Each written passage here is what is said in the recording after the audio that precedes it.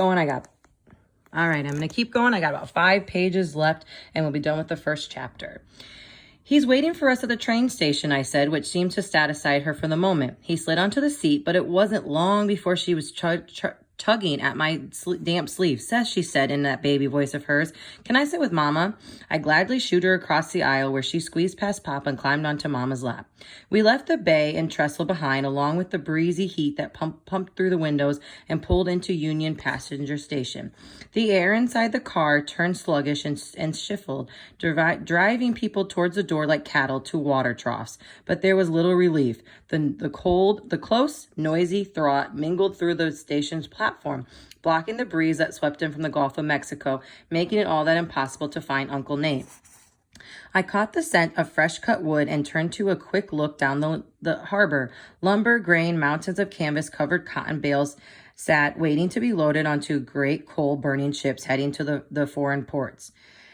Farther down the wharf, I saw crates with black leathering, tea, beets, sugar, and big bundles of acetyl rope. Dark men, shining with sweat, worked at hauling them into the long tin roof sheds lining the docks. Matt climbed into a bench, searching across a sea of boils, straw hats, and bonnets piled high with ribbons and feathers. I think I see him, Papa, he said, pointing towards a tree. He brought a buggy. Looks like he brought a dray, too, for the trucks. Mom slipped up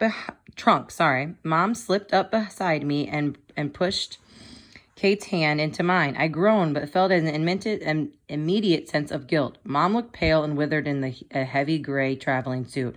Papa had tried to get her to wear something cooler, but she refused. First impressions are important, Thomas, she argued, pointing her finger at him, and you should wear your Sunday's best as well. While Papa waited for Mama to pass Kate on to me, he ran a finger through her tight collar, clearly uncomfortable in his own suit. Serves him right, I thought. He sure didn't mind sentencing me to life of starched collars. Take her for me, Seth, Mama said, just till I can catch my breath. She applied an embroidered handkerchief into the sweaty bubbles on her forehead and upper lip, patting my shoulders with a gloved hand and heading towards the carrier with Papa. Matt and Lucas ran after them, leaving me to pull Kate through the noisy crowd alone. By the time I got to the street, Mama and Papa had finished their greetings, and Uncle Nate was instructing his hired man, Ezra, to help them into the carriage.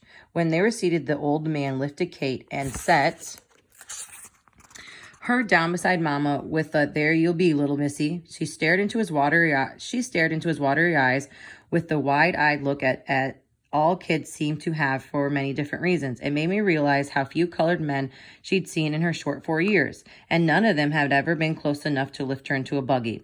Ezra walked a few steps behind us to finish loading our trunks on the flatbed dray.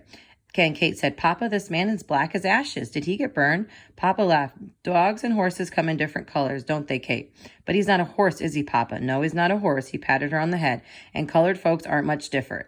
I stared at him. I hadn't been around many colored either, but I never heard Papa say anything unkind about him. Others maybe, but not Papa. I watched him smile at Kate, and I felt his words sour inside me.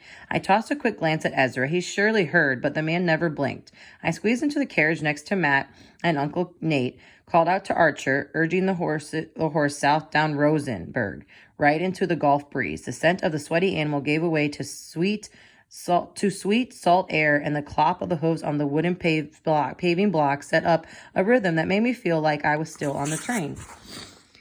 We crossed Strand Avenue, the greatest banking and financial center between New Orleans and San Francisco, Uncle Nate boasted.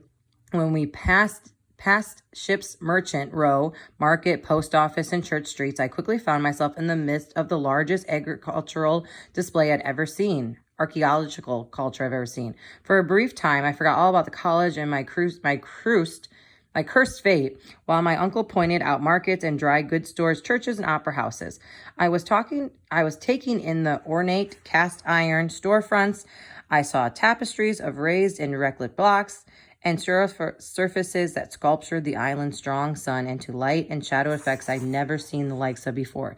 Then I noticed that all the buildings had stale roofs and slant roofs, and asked Uncle Nate why. Because of the great conflagration of 1885, he said. The fire left 40 blocks of the cities in ashes and destroyed more than 400 homes. After that, Galveston outlawed wooden shields. Slade had worked pretty well so far. Ahead of us, in the middle of Roseburg and Broadway, stood the new Texas Heroes Monument that had been erected just 4 years ago. The tall bronze statue of Victory pointed towards the bay and beyond to the San Jacinto battlefield of the mainland. A reminder, Uncle Nate said, all of the men who fought and died in the Texas Revolution. We turned west at the monument down an explant of palms and orleans, live oak, and Mexican daggers. Broadway was considered the spine of the island, the highest point between the Gulf of the South and the Bay of the North, and all of its appearance to be a showplace for the wealthy. Palace-like homes draped in vines sat as much as 3 stories high atop raised basements, behind trimmed hedges, jungles of figs, orange, and mango trees. I saw bay windows and cupolas, scrolled in pine trees, unwrapped porches, and decorative iron gates, and all of it beat inside my own heart. I could tell Papa felt it too. He sat up straight, eyes wide, taking in every detail. Too excited to keep still, his jaws twitched, his knees bounced, his fingers drummed his legs, and it was right then I knew I couldn't give up on what I'd wanted any more than he could. All right, so that was the end of chapter 1.